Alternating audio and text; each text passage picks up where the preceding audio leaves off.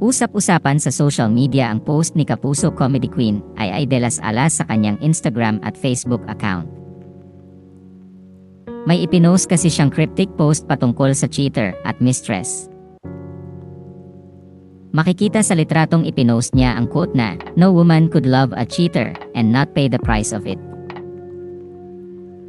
Binanggit naman ng komedyante sa caption ng kanyang post ang mga petsa at lugar sa Amerika kung saan namataan umano ang cheater at ang mistress nitong Pilipina.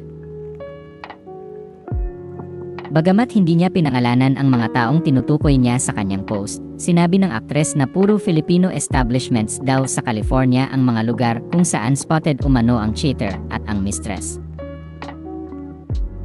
Anya, hahaha, ang balita nga naman kahit ako'y nanahimik bongga. Take note, si mistress ay Pilipina. March 2024, Jerry's Grill, si mistress nakahilig pa yung ulo sa balikat ni cheater. Wow, sweet! John 2024, malapit sa Jollibee, malapit sa Fremont, yes, iba din malapit pa bahay namin ah. Holding hands si cheater and si mistress. Wow, sweet ulit! Ang Fremont na tinutukoy ni Ai ay isang syudad sa San Francisco, California. Lalakas ng loob ang puro Filipino establishments at California. Idol. GOAT. Greatest of all time.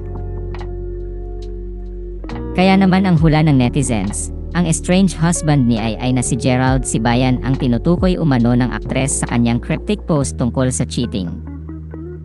Matatandaan kasing kinumpirma ng komedyante sa panayam sa kanya sa Fast Talk with Boy Abunda noong November 2024 na hiwalay na sila ni Gerald.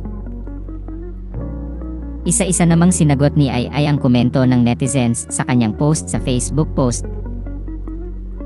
Sa tanong kung ilang taon na ang mistress, sinabi ng aktres na mukhang kaedad umano ng kanyang estranged husband sa bilang ng mga marites. Sa komento naman ng netizen na, next post yung screenshots naman, sinabi ng komedyante na abang-abang lang daw muna. Ibinahagi naman ni Ai sa panayam sa kanya sa Fast Talk with Boy Abunda noong December 30, 2024 ang mga leksyon na natutunan niya sa mga hinarap na problema at pagsubok nitong nagdaang 2024. Anya, to love myself more. At saka yung kailangan sa isang babae, kahit durog, intact mo yung dignity mo. Dagdag pa niya, hindi na siya direktang nakipag-communicate kay Gerald pagkatapos ng hiwalayan nila.